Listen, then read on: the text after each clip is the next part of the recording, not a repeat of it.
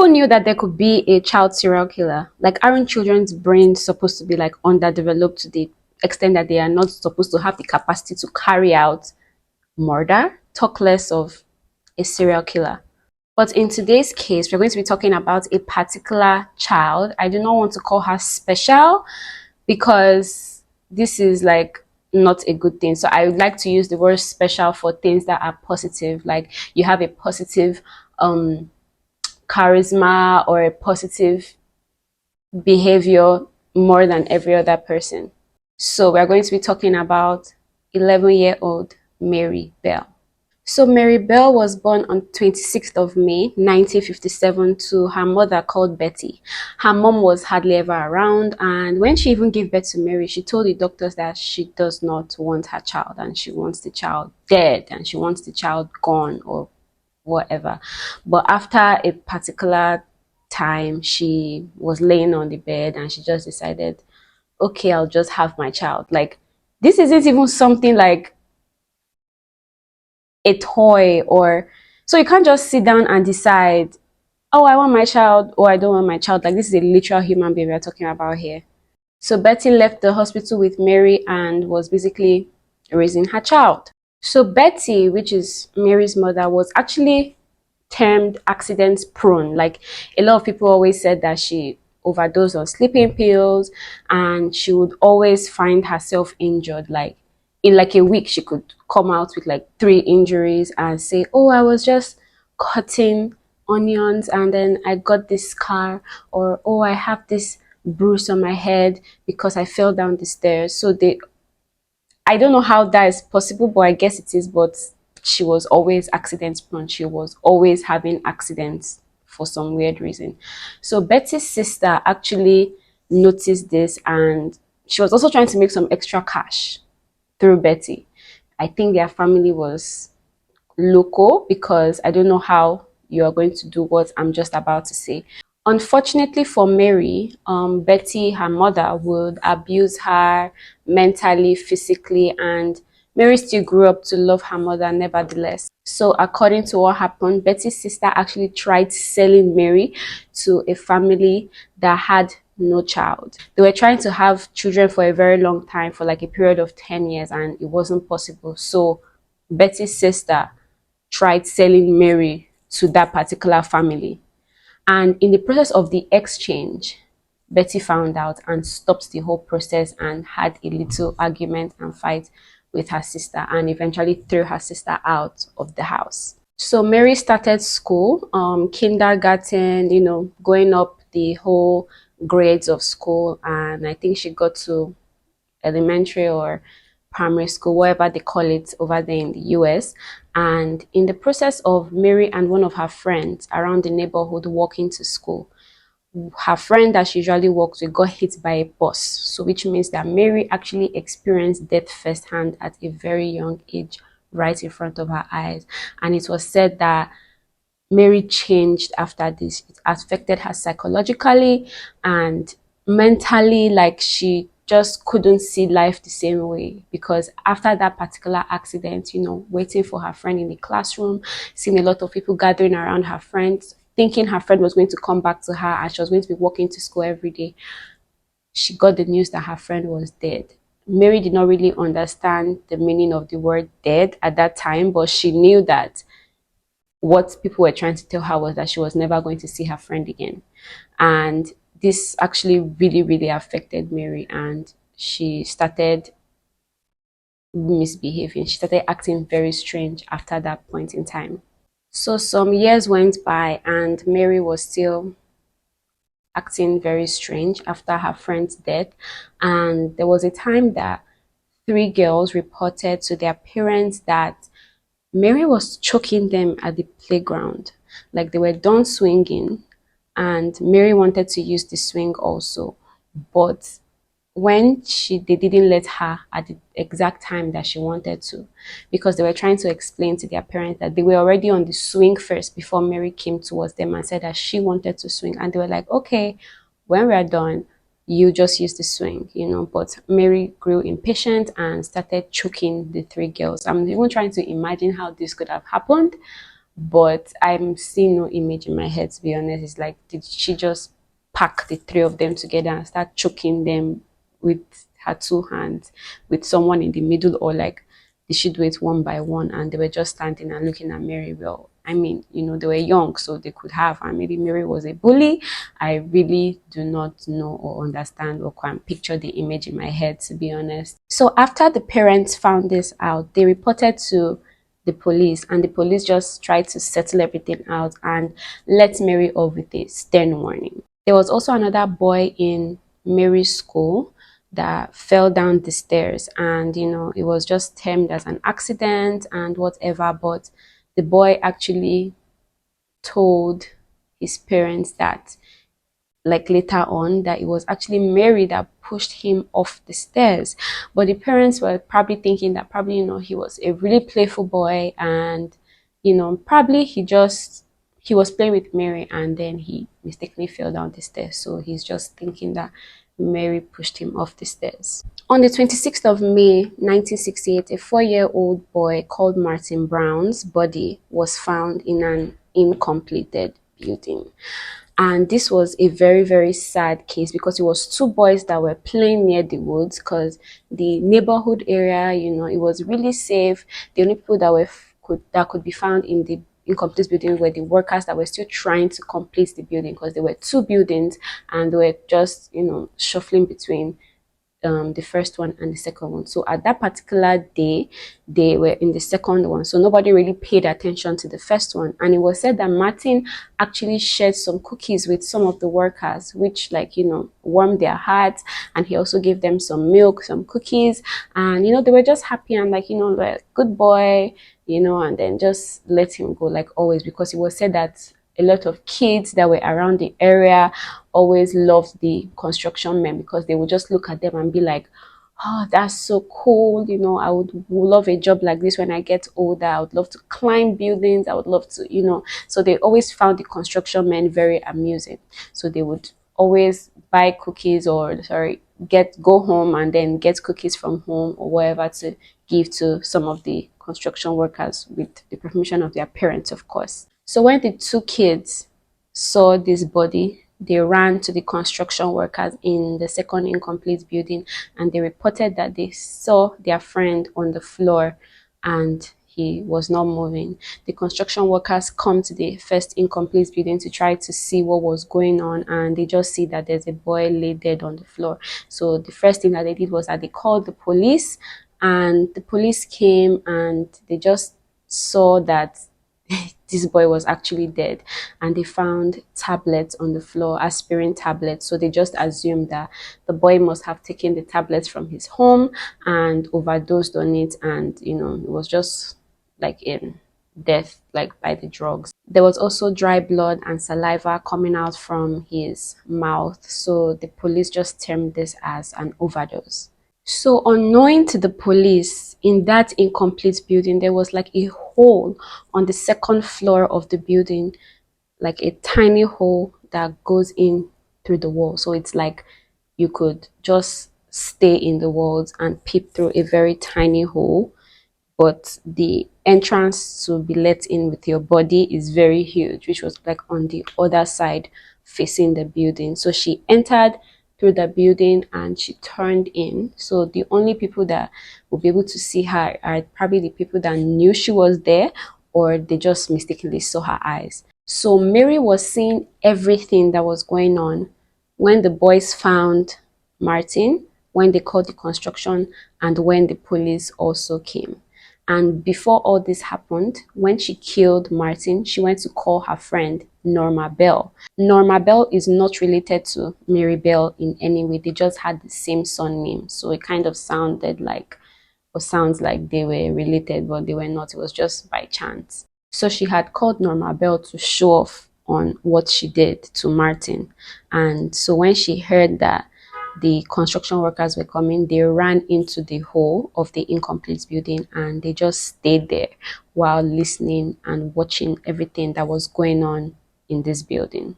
Immediately, the police had wrapped up everything after some hours while Norma and Mary were still staying there. They found a way to escape from the incomplete building without being seen, and they ran to Martin's aunt to report the fact that Martin had been seen on the floor, discovered in blood, and it was due to an accident.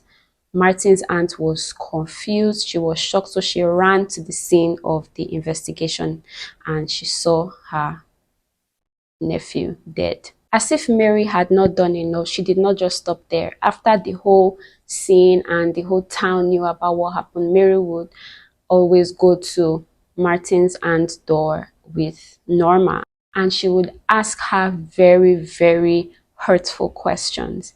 She would ask her questions like, does Martin's mom miss him?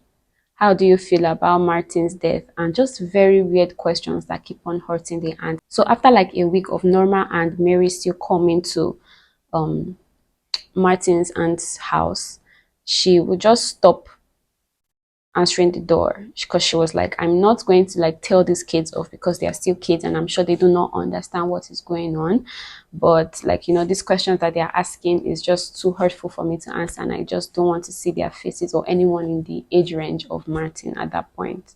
So Mary stopped going to her house for a while. So after like a week or two before Martin's burial, she went to the house again, knowing that, you know, the burial was close by. So she went to knock on the door, and this time it was Martin's mom that answered the door.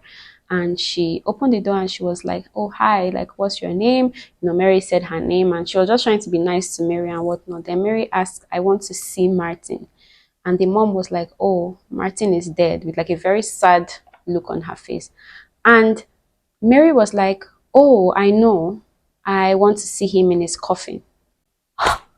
Like, can you just imagine how a 10 or 11-year-old girl would just say that? Like, it's just strange, but because of her age, nobody really thought too much of this. Do you understand? Like, it was just like, she's just a kid and she doesn't even understand what she's saying. How does she want to see a dead body? You know, like, so it was just very, very confusing and hurtful for Martin's mother. So she just tried to explain to Mary that that could not be done and that she was very sorry, and this just made Mary go back home sad or angry. Mary was just very weird to me. So a day or two went by and, you know, school resumes, whatnot, and in the class assignment of Mary's class, they were asked to draw something imaginative, and Mary was the only one actually that drew Martin's dead body and with a tablet. That's like the aspirin that he was seen with in the picture. And this was very weird because if I told people to draw, as a teacher, I'm just imagining, and I saw something like that, I would think that the child was psychologically affected by the whole thing, because it wasn't just Mary that knew about Martin's death. Everyone in the class knew. It was like a thing in the town. It was a sad story. So nobody else drew something like that. And even if anybody was to draw something like that, they would imagine that it would be someone that was close to Martin, you know, someone that was really affected by not seeing Martin anymore. But it turned out that it was actually Mary. And so the teacher actually just termed it as her just writing or drawing something that she just saw recently that was like a big shock. So the teacher didn't take anything to heart or saw this as a problem. Months went by. Mary would be playing with her friends, and she would be playing near this incomplete building where she murdered Martin, and she would brag to her friends like, oh, this building, this is where I killed Martin, this is where I killed someone. And her friends, you know, just being 10, 11, they were like, oh, she's such a joker, you know, just playing it off, not knowing that she was actually being very serious. So on the 26th of May 1968 again, so on the 26th of May 1968, which was Mary's birthday, she went to Norma's house, I think to give them cake or, you know, just be celebrating her birthday with her friends and whatever. But Mary got into a fight with Norma's sister, and she literally almost like beat Norma's sister up. But Norma's father came out of the room and kicked Mary out. So this actually resulted in some kind of beef between Mary and Norma. But you know, kids, after like a week or two of something happening, they just become friends again. So I think Mary now wanted to become in the spotlight again. You know, she felt like the whole murder case gave her some sort of boost, and you know, she loved the attention that she was getting, even though the attention was not directly on her, but she liked the way people were talking about it, and she felt proud about it. So she viciously attacked Norma while they were on the playground, and this resulted in Norma having some injuries on her face and whatnot. She scratched Norma in the face, kicked her in her head, and she also said, "I'll kill again and I'm ready." People that were around the playground, obviously kids again, thought that Mary was just being delusional and she was just joking, or she was just being heated up in the moment and she said stuff like that. Because let's be honest, nobody will actually think that an 11-year-old or a 10-year-old would do or be capable of murder and get away with it. Mary was still trying to stay involved in Martin's case so that she can know the nitty-gritty of everything that was going on, and you know, just have her thrill of whatever it was that she was feeling at that moment. So there was a demonstration that was going on after Martin's death about the government derailing incomplete buildings. Like, you know, if a building is going to be going on for more than the said amount of months that it is supposed to have, it should not remain there. It's either it should be demolished or should just be taken down completely. Like, everyone should just stop. It should be a restricted area for everyone. So this was like a kind of demonstration whereby people carry placards and, you know, march around the streets. And Mary was actually one of the number one people that were in the front line of that demonstration, holding the placard up and moving, and you know, also in support of this. I cannot believe an 11-year-old girl has the brain capacity to do all this. An autopsy for Martin's body was conducted after this demonstration, like a week after, and it was seen that there was nothing actually wrong with Martin, but the doctor also said that it could have been possible that Martin was strangled by another child, but because of how tiny the child's hands were, it probably will not be seen as strangulation or will not show in the autopsy. But people didn't really, they were like, how can another child strangle Martin, you know? So the doctor was also not sure, but he was just saying it as a possibility because his death was strange and the autopsy showed nothing but just the fact that he was dead, that he was not breathing. So there was no like correct or exact autopsy like of like more than 90% like verification. The doctor was just saying, oh, this could be a possibility because it's weird, like he's just weird. So Mary and Norma decide to break into a nursery home and vandalize it, and then the staff saw the carnage and the destruction that they caused, and they were really shocked about this and reported to the police. And they also saw a letter that said, "I murder so that I may come back. Fuck off, you bastards. We did murder Martin. Fuck off, you bastards." Only if they had been taken seriously, because the police again saw this and just thought that it was someone that was just looking for attention at this point. They didn't think that it was actually somebody that murdered Martin, because from what they saw, Martin was not murdered. So on the 31st of July 1968, another boy's body was found called Brian Howe. And unfortunately, Norma and Mary had also strangled this boy to death, but this time they did worse. They cut off his hair and also cut off his genitals and also engraved their name N and M on the floor on top of each other. This is when the police realized that the person that actually killed Martin and wrote that letter in the nursery home was not joking. This is actually a serial killer at this point. And then because of like the little hands that were used to write the N and M, and the only person that they could think of was another child, because you know, I told you of that thing that happened with the doctor saying that it could have been another child that did the strangulation because the hands were too small to be shown as asphyxiation on the body of Martin. So at this particular point in time, the police start investigating all the children around the neighborhood, in fact in the whole city. And the parents of these children were confused. Like, why would you even think that it was a child that did this? Do you think a child is able to have the capacity to do this? But the police didn't listen. They decided to actually carry out with their investigations. And out of all the children that were in this neighborhood, the only two children stood out, which was Norma and Mary. Mary would just be acting very weird. Norma even worse, because Norma was smiling and laughing all through the investigation. And the police was trying to find out, like, what is funny and what's not funny. Like, why is she the only one laughing? Like, this is a serious case. But I understand she's 10, she's 11. So let's not do anything or think of anything just because she's laughing. Children are different and they are innocent. Mary also kind of followed in the suit of Norma, because she was also acting very weird. She would change her words, like, they were just contradicting each other. After some time of persuading Mary to be very serious about this investigation, she said that she was actually playing with her friends, not too far away from where the murder happened, and she saw Brian with an 8-year-old boy, and the boy was holding a scissors. And this really intrigued the police, because they were like, oh, okay, we have not released any information about the scissors. We have not released any information about how Brian's body was found. So this is actually a very good lead for us. But obviously the police were still keeping an eye on Mary, because the information that she gave was a huge one. So they observed Mary's behavior at Brian's funeral, and they saw that Mary was having like a very sinister look on her face, and she was also rubbing her hands together while smiling at Brian's funeral, like,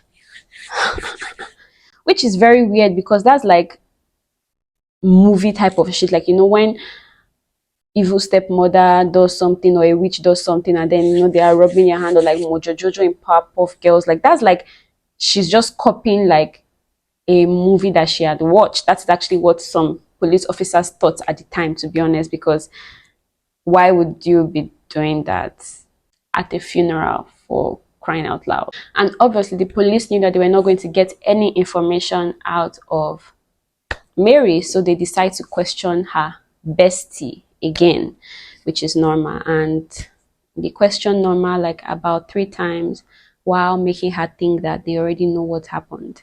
And obviously she's a 10 or 11-year-old, so she's going to fludge. So she confessed to the fact that Mary had killed Martin, and she had also killed Brian, and she also explained how, and that Mary said that she enjoyed killing, and that this was like, she enjoyed mutilating Brian and whatnot. And this led the police to arrest both Mary and Norma. And the thing is that when this happened, Norma and Mary turned against each other.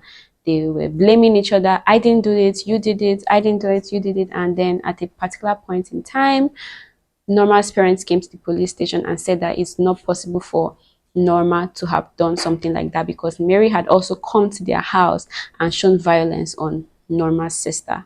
So it's very possible that Mary did all these acts and just told Norma about it, and told Norma to keep quiet, which Norma was doing. So on the 17th of December 1968, Norma Bell was acquitted of all her crimes, while Mary Bell was convicted of manslaughter on the grounds of old diminished responsibility. Mary was diagnosed with psychopathy, and she was also posed as a danger to all other kids. So she was sent to the St. Helens Secures Unit in the UK before she was transferred to prisons all around the UK.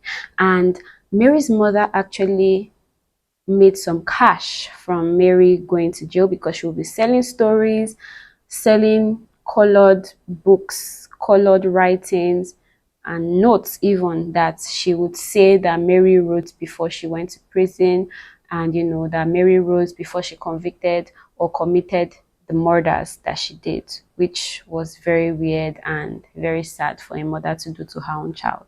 So in September of 1977, she broke out of Eric Moore prison, and she was caught like some few days after, and she lost her prison privileges for 28 days. So after 12 years of Mary being in prison, she got released, and she was basically a free living woman, and she was also granted anonymity to protect her from the media and other people. So Mary actually had a child after 4 years of living prison, and she lived with her child in the hometown, and she also granted her baby anonymity also. Mary also actually helped in some biographies that were written about her for some extra cash. You know, that's how she was also kind of making some extra cash to raise herself and her baby. And she was basically living a free life and is right now. The government actually tried to block the publications of like these books that she was contributing to put her biography in, but I don't think that really worked out. So on the 21st of May 2003, Mary actually extended her anonymity for her child and for herself, and she wanted to extend it to life. And this is the first time in the UK that anonymity for life was granted. So in 2009, she became a grandmother, and she was just living with her grandchild and her own child in the same house. And you know, it's just so weird when 50 years ago you literally smoke the life out of another child and took them away from their mother. And till now, nobody knows where Mary Bell is. We just know that she's living somewhere in this world, and we probably will not know till she dies.